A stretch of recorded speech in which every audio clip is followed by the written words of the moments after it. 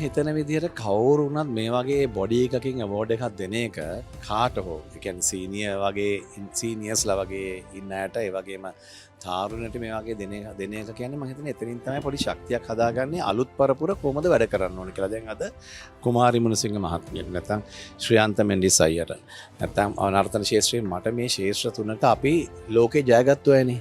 නැත්නම් අපි අපේ ඉන්ඩස්ට්‍රි එක තුල අපි කකුල් දෙකෙන් හිටගත්තු අය. ඒක ලංකාව විතරක් නෙවෙයි පෞද්ගලික මගේ නර්තන ශාස්ත්‍රය තුළ මම ලංකාව විතරක් නෙවෙයි මුළු ලෝකෙම රටවල් 79ක විතර perform කරන තාමත් perform කරන වෘත්තිකෙක් නේ.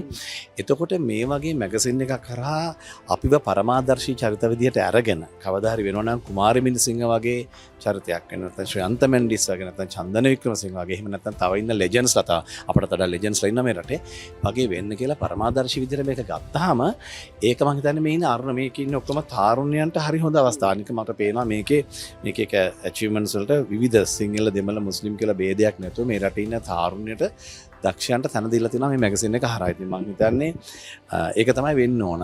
සහ එතකොට දැන් හොඳම උදාහරණ තමයි මේක ටිකක් මම කියන එක හරියට දන්නෙත් නැහැ. බාගෙට වැඩ කරන අය ඉන්නේ. බාගෙට වැඩ කරන අයට හොඳ අවස්ථාවක් Tamanට වැඩ ඉගෙනගෙන බෝඩ් එකක් ගන්න. අද ගොඩක් අපි දකින්නේ ඒකනේ. ගොඩක් දකින්නේ අපි විසින්ම ටෙලිවිෂන් වලින් තෝරන නැට්ටෝ සංගීත ශිල්පියෝ බියුටිෂියන්ස්ලා ඔක්කොමලා අපි විසින්ම මොන හරි බොඩි එකකින් තේරුවාට පස්සේ ලොකු සංකල්පයක් කමන්න දෙක පොර සංකල්පයක් වෙනවානේ. පොර සංකල්පය වෙන්නේ නැතුව සම වෙන්න එහෙම කිව්වට මේ අදින් ඉඳලවත් මම කියන්නේ මේ වගේ වැඩසටහනක් කරනකොට Tamanට තේරෙනවා Taman කැමරාවක් ඉදිරියට ගියාම කොච්චර දක්ෂද කොච්චර අදක්ෂද කියලා. වාසනාවකට හම්බ වෙනා වගේ නෙවෙයිනේ.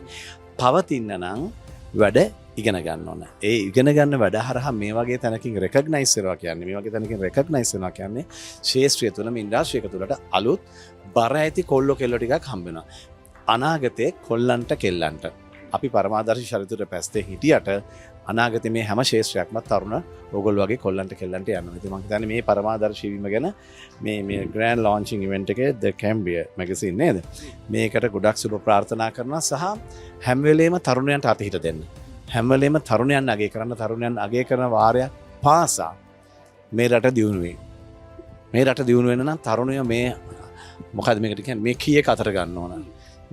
නර්තන කීයක විතරනේ වෘත්තිකයේ විදිහට අපිට රඟපාන්න නෙවෙයි නටන්න නෙවෙයි. නමුත් තරුණයන්ට මේ රට යා යුතුමයි. ගිහිල්ලත් නෙතේ නේද? මේවත් ඒ වගේ යන්න ඕන. හොඳයි ඉතින් මං හිතන්නේ ඒ කතාව තුළ සියලුම පැතිකඩ ගැබ් වෙලා තිබ්බා සියලුම කරුණු කාරණා. බොහොම ස්තුතියි ඔබතුමන්ට අදහස් දැක්වීම පිළිබඳව. මම බොහොම ස්තුතියි ආරාධනා කළාට මේ වැඩේ. ඒ වගේම සුබ ප්‍රාර්ථනා කරනවා අද දවසේ සම්මානයට පාත්‍ර වෙනවා. සුබ ප්‍රාර්ථනා කරනවා.